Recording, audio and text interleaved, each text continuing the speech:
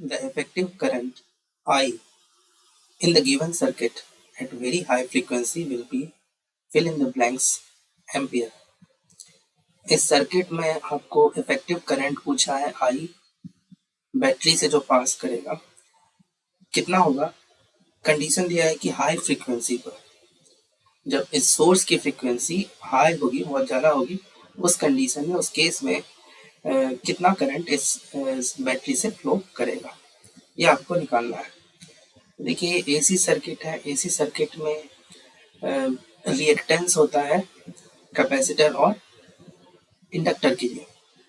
Reactance का मतलब होता है कि कैपेसिटर और इंडक्टर जो रेजिस्टेंस ऑफर करते हैं एसी सर्किट में, उसको हम बोलते हैं रिएक्टेंसेस। कुल मिला के ये रेजिस्टेंस ही है, इंडक्टर का रेजिस्टेंस और कैपेसिटर का रेजिस्टेंस, उसके ऊपर फोकस करते हैं। देखिए इंडक्टर का रेजिस्टेंस सबसे पहले निकालते हैं एक्सएल। एक्सएल इक्वल्स टू कितना होता है, ओमेगा एल। ओमेगा की वैल्यू 2 पाई एफ, इसमें एल से मल्टीप्लाई कर दो। अब क्वेश्चन में जैसा कि दिया है कि very very high frequency, frequency बहुत ज़्यादा होगा तो एफ की वैल्यू बहुत ज़्यादा होगी, तो एक्सएल की वैल्यू वेरी लार्ज मिलेगा आपको, एक्सएल बहुत ही बड़ा मिलेगा, वेरी लार्ज। मतलब जैसा कि आपने बताया कि XL is the resistance offered by inductor का रेजिस्टेंस है, ये एक तरह से रेजिस्टेंस ही मान लो इंडक्टर के लिए, इंडक्टर का है। तो फिर अगर रेजिस्टेंस बहुत ज़्यादा होता है तो क्या होता है, करंट बहुत कम होता है, तो इसके कारण जो है current flowing through inductor will be almost zero. यहाँ पर आपको जीरो करंट एज्यूम करना है कि करंट इंडक्टर से कुछ फ्लो ही नहीं करेगा। इसका मतलब पहले भी आप क्या करते थे, जिस रेजिस्टेंस से अगर करंट फ्लो नहीं करता था तो उस रेजिस्टेंस को आप हटा देते थे। उसी तरह से जिस ब्रांच में यहाँ पर इंडक्टर लगा हुआ है आप उसको हटा दीजिए, क्योंकि सर्किट से हटा दीजिए, रिमूव कर दीजिए, क्योंकि वो ब्रांच जो है उस ब्रांच में कोई करंट फ्लो नहीं करेगा, और that's why we will remove that branch. तो इंडक्टर वाले ब्रांच को आप यहाँ से हटा दीजिए इफेक्टिव सर्किट के केस में, जब निकालिएगा इफेक्टिव सर्किट। मैंने रीजन बता दिया, क्योंकि रेजिस्टेंस बहुत लार्ज का एट वेरी हाई फ्रीक्वेंसी। अब बात करते हैं कैपेसिटर का बिहेवियर। देखो कैपेसिटर का जो रिएक्टेंस होता है वो होता है 1 बाय, इसको आप लिख सकते हैं 1/2 बाय एफ सी। अब देखो एफ यहाँ नीचे में डिनोमिनेटर में, तो डिनोमिनेटर बहुत बड़ा होगा, एफ की वैल्यू फ्रीक्वेंसी जब हाई होगा तो एफ का वैल्यू हाई होगा, डिनोमिनेटर बहुत बड़ा होगा, और डिनोमिनेटर अगर बड़ा होगा overall value will be very small. तो एक्सी का जो वैल्यू होगा ये वेरी वेरी स्मॉल होगा। मतलब एक रेजिस्टेंस जिसका कि रेजिस्टेंस जीरो मानना है आपको, स्मॉल का मतलब इसकी वैल्यू क्या होगी, x c will be very small, मतलब रेजिस्टेंस कम होगा तो इससे करंट फ्लो करेगा, कोई प्रॉब्लम नहीं होगा। आप इसको मान सकते हैं कैपेसिटर को एक कंडक्टिंग वायर से रिप्लेस कर दे, कैपेसिटर को रिप्लेस कंडक्टिंग वायर से, ठीक है। और जिसका रेजिस्टेंस आपको क्या लेना है, ऑलमोस्ट जीरो। तो जहां भी कैपेसिटर होगा उसको आप कंडक्टिंग वायर से रिप्लेस कर दीजिए।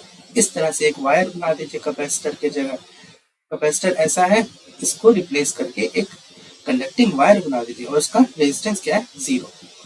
तो लेट्स डू दैट। देखिए आपने देखा कि कैपेसिटर का बिहेवियर यहाँ पर बिल्कुल उल्टा है, इंडक्टर से कोई करंट पास नहीं करेगा और कैपेसिटर से करंट इजीली पास करेगा। कैपेसिटर को आप एक को करंट कंडक्टिंग वायर ही बना देना है, से रिप्लेस कर देना है कैपेसिटर को। Let's do that. सबसे पहले ना रिमूव करते हैं इंडक्टर वाले ब्रांच को, रिमूव कर रहा हूँ इंडक्टर, कोई करंट ही नहीं फ्लो करेगा तो इसको हटाओ यहाँ से इफेक्टिव सर्किट के लिए। देखो ऐसा हो जाएगा कुछ, और कहाँ है इंडक्टर, इसको भी हटाओ, इस ब्रांच से कोई भी करंट फ्लो नहीं करेगा। अब देखिए अब हम लोग क्या करेंगे, कैपेसिटर को रिमूव करेंगे, लेकिन कैपेसिटर को रिमूव तो करेंगे लेकिन कंडक्टिंग वायर से रिप्लेस भी करेंगे। तो देखिए कैपेसिटर कहाँ कहाँ है, उसको एक कंडक्टिंग वायर से रिप्लेस कीजिए। यहाँ मैंने हटाया, कैपेसिटर को एक कंडक्टिंग वायर लगाना होगा। एक और कैपेसिटर इसको हटा रहा हूँ, यहाँ भी आपको कंडक्टिंग वायर आपको एक कंडक्टिंग वायर लगाना होगा जिसका रेजिस्टेंस सी। एक जगह हटा दिया, एक जगह और हटा, एक कैपेसिटर और है, चारों कैपेसिटर मैंने हटा दिए।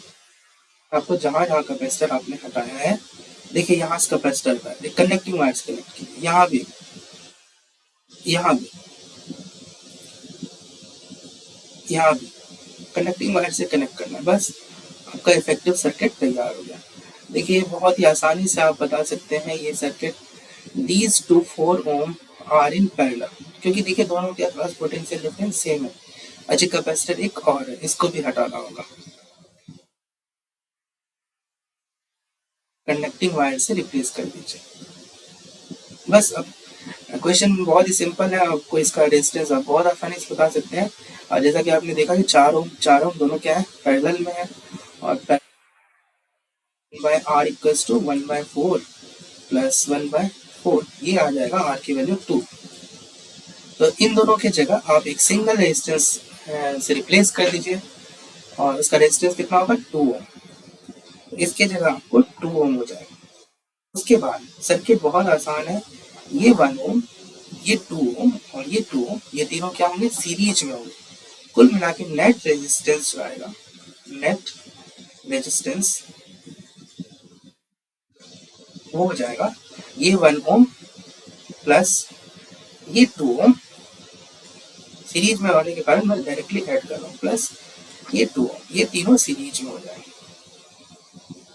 कुल रेजिस्टेंस कितना हो गया आपका, 5 ओम। इसके बाद करंट कितना हो जाएगा, करंट इज ईएमएफ कितना है, 220 volt divided by 5 ohm. 5 into 4 times और 20 फिर 4, ये 44 एम्पियर आ जाएगा।